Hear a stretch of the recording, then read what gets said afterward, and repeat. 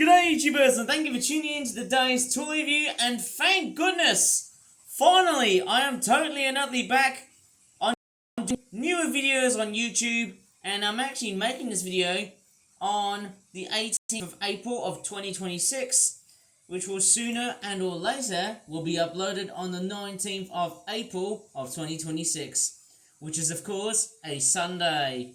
So don't worry if I'm filming on a different time. This is just me looking forward to do a toy review, so let's do it. Hello. Come along with me as I'm about to do some toy reviewing. I've actually had to derail Donald and actually turn him around because he was actually being a bit of a pain, derailing all the time. On the background, that little black bugger right here from Scotland. Okay, so he's actually performing quite well, even though he's running a tad slow because of his battery life. But anyways, yes, we are going to be reviewing what looks like to be a mixture of Flip Flap toys. But actually, to tell you the truth, we've actually got two Flip Flap toy products, and two of which are not. Oh yes, pretty amazing, isn't it? Because I haven't done any toy reviews for a fairly long period of time, haven't I, ladies and gentlemen and all, boys and girls? Right, so okay, the first toy I'm going to take a look at is not something that is relatively big, but something that's actually quite relatively small. Ooh, that there is a Hexbug Nano version 2. I think what's very different about this design is that unlike the first versions of the Hexbug Nanos, they actually have the ability to climb, but they also have, going by the appearance, they have less bristles, or less legs, which is kind of interesting. I actually used to have a collection of Hexbug Nanos, didn't I? If you remember my earlier days on my YouTube channel, I actually used to have a collection of Hexbugs. Okay, the top piece comes off. I think this is supposed to be some sort of spaceship sort of theme. You get all different types of themes. You get Transformers, you get different critters, I think. But yeah, Hexbug Nanos, you can get them in like different themes, different series of toys. They're often powered by button cell batteries. What's even amazing is that since it's got a custom, since it's actually got like a custom top, I would actually just say, hey, you know what? You could probably make into some weird. I think I remember a guy from Australia making some sort of weird custom modification thingamajiggy. What was it? Oh yes, it was like a little being turned into a Hexbug Nano top thing, which was really cool. I'd like to throw down a link if I want to about that mock I'm talking about. But let's go ahead and give this thing a lovely run. And strangely enough, guess where I found it? It was actually found next to this giraffe. Not only that, but guess what? Where I found it in? On the rubbish piles! Very amazing, and I can tell you what, that Hexbug Nano toy is absolutely stunning as heaven. And I can tell you what, I do love the design of this thing. Science fiction and space related themes, but hey, let's give it a test and see how it runs. And just remember, this toy here has got an LR44 button cell battery, so just be children could easily get themselves nastily burnt. Another trip to the hospital as I'm concerned. Well, let's give the Hexbug Nano version 2 a spin and see how it goes. Whoa, it's actually fallen down to the ground. It actually works on hard surfaces. It's actually circling around like mad. It's I would say it's randomly sensitive, this little bug. That's very cute. Oh! That's fallen down right next to my pants. And, oh yes. I do love how Hexbugs often sound. They do vibrate. And it's actually quite a very good sound, obviously. I'd like to have some sort of Hexbug path, but then I don't actually have the entire Hexbug collection at the moment now because they're still tucked inside of my dad's bedroom, I suppose, hey? But I won't. I think I used to show you a few collections of Hexbugs, and it feels like I'm starting all over again. Oh man, so cute, isn't it? But yeah, Hexbugs, they're one of the few popular toys that were relatively hot during the 2010s decade, and I initially thought, let's just say, hey, I can buy Hexbugs when you've got train sets. And that's why I call them Guinness from that case. And it's pretty much getting itself caught. It's quite nice playing around with it. You got like little tricks and things like that. It's a boy, well recommended, I suppose. So I think Hexbug Nanos are still around, even though they're becoming less common, and that thing has taken a bit of a dive. Lovely vibrating toy. It does sort of play up in terms of its motor design, I think. And it's on the floor.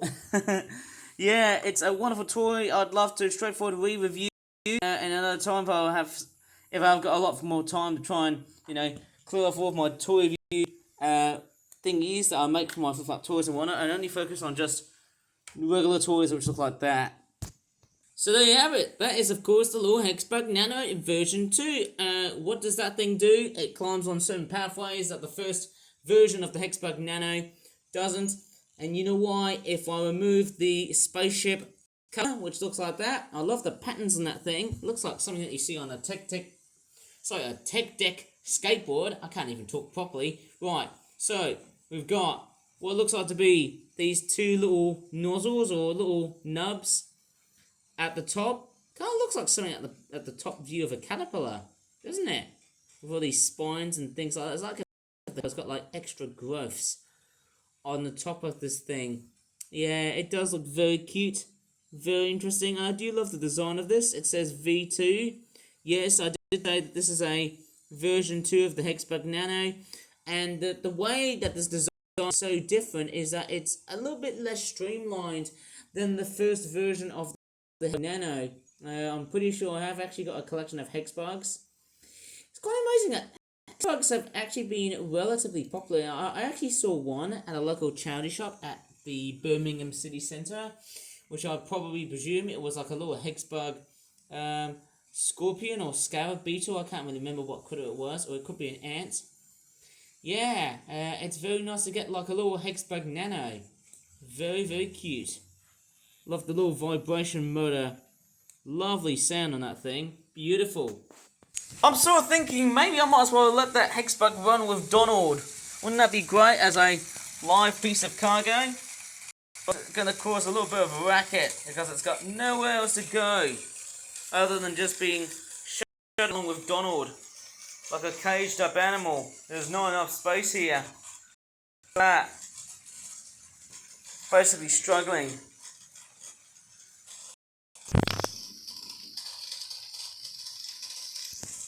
Okay, with the Hexbug Nano shuddering and basically struggling to get out of this train that Donald is pulling.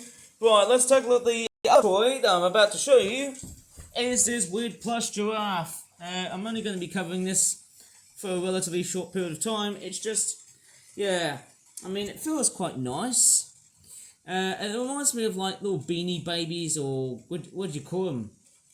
I can't really remember what plushy toy was it called. I can't really remember. I was going to say like, I don't know, it's just a generic giraffe sort of plush toy. It looks very cute in so many ways. It's got the lovely little tail. It reminds me of the sort of little cute plush toys that you get like from Poundland, for example. I'm pretty sure about that. It's quite a very nice design. And I wouldn't say, hey, you know what? There's its little ossicones on the top of its head. And there's the muzzle. It's quite a nice round, sort of very blunt muzzle. It looks like it's got a pair of eyes on the front of its nose. How weird is that? It's like that's kind of funny, isn't it? Right, I've actually noticed that Thomas has derailed, so I'll be right back. And it looks like that Thomas has totally caused confusion and delay. Let's go ahead and reroute this little bugger, eh? Get back and get yourself moving. Alright, we've got the little Hexbug. That's pretty much getting a little bit caught away. Let's see if there's any movement. Nah, there isn't.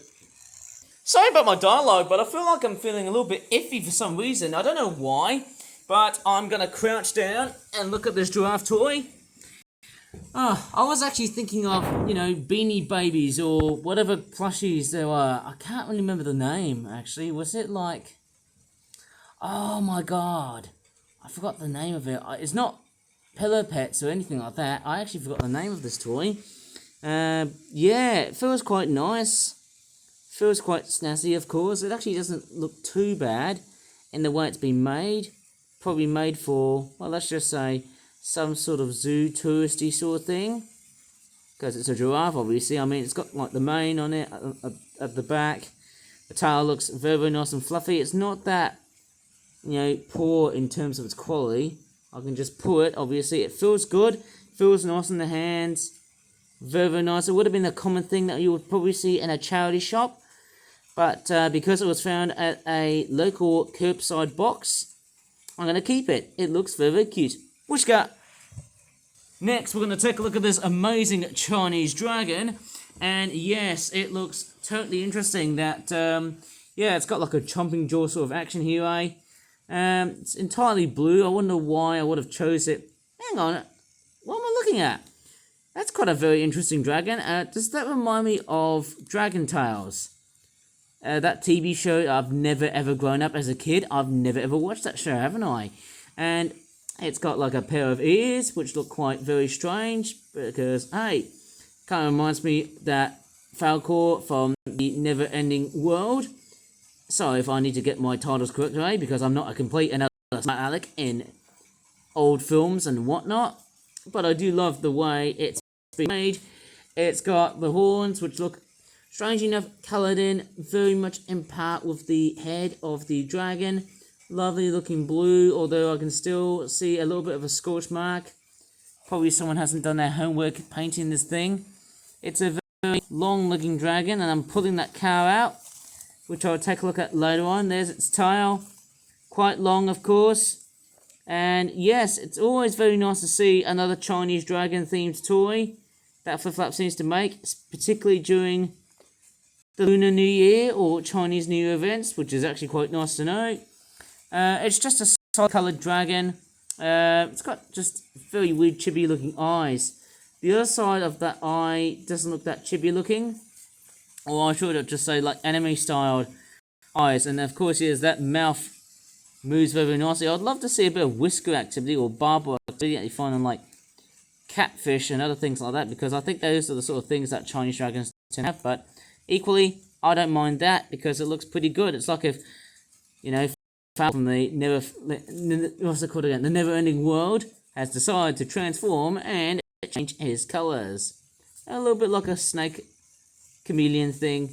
Yeah, looks pretty cool, doesn't it? I love the tongue. Very nicely detailed, that one. I mean, not that perfect. I mean, it is very much a solid coloured sort of toy. Very nice solid build, very, very nice, and looks pretty good to me. And if you really want to see how long this beast is, well, I'll tell you what, it looks pretty stunning to look at. Even though I'm setting up the toy that well, yes, it does look very, very nice. I know I've been reviewing toys like this for quite some time, but yes, I can't really tell just how good or bad this is, but boy, that is just stunning. Yeah, quite a basic one, but the last toy we're going to be taking a look at is something quite peculiar, actually. It's this amazing, ooh, yes, this is a new vehicle that I've actually been making for over at least 4 or 5 months. Now, this car here is based on a Chevrolet Corvair 1964 model.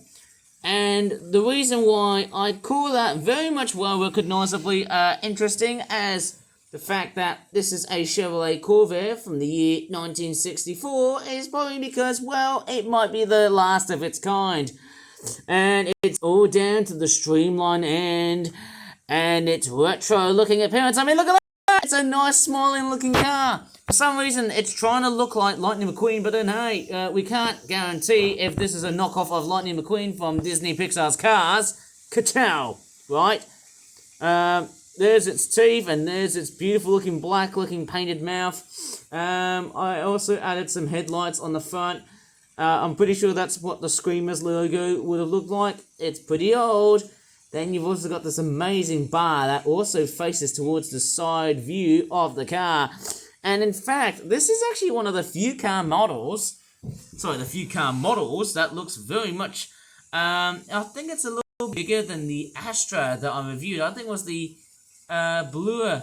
I think it was like the old 1982-83 version of the Vauxhall Astra, or Screamer Astra that I've just made. The Screamers Astra, I think I should say the company name correctly, because Screamers is a fictional brand. It doesn't have any company, let's just say product name on the top or of the back rear part of this car. But what I do love is got some back tail lamps, like so, and the license plate which says, I think it's a Floridian license plate, so I'm pretty sure this car must have came all the way from Florida. Yes, and once again, the top roof comes out, and look at that. It's quite a very solid looking, reddish looking car. You can put anything inside. Wonderful. Very, very nice. The wheels, it's just a basic looking car, but I mean, don't worry about it. It's just a, I'm trying to think, oh, is this like a knockoff of Lightning McQueen from Disney's cars? No, this is actually what I've called it. Okay, so it's made in the UK and China, and his name is Chalicho Maroon Paprika. Paprika is his middle name, right? Going by his amazing red hot chili peppered looking paint job. I mean, look at that. Just a stunning vehicle. Just very, very nice. And I mean, even though it does look a little bit too modern in appearance, going by its curvaceous front, if curvaceous is the much more appropriate term, I would have said the word curved. And honestly, it does have the appearance of what you pretty much find on an old 1960s car. And although this design here looks a little bit too modernized, I think it still has the right proportions, body proportions, and also the design proportions of what you probably see on a regular Real McCoy Chevrolet Corvair. It looks pretty nice. Looks good to me. Yeah, it looks like as if this toy has been, well, let's just say, painted to look loved.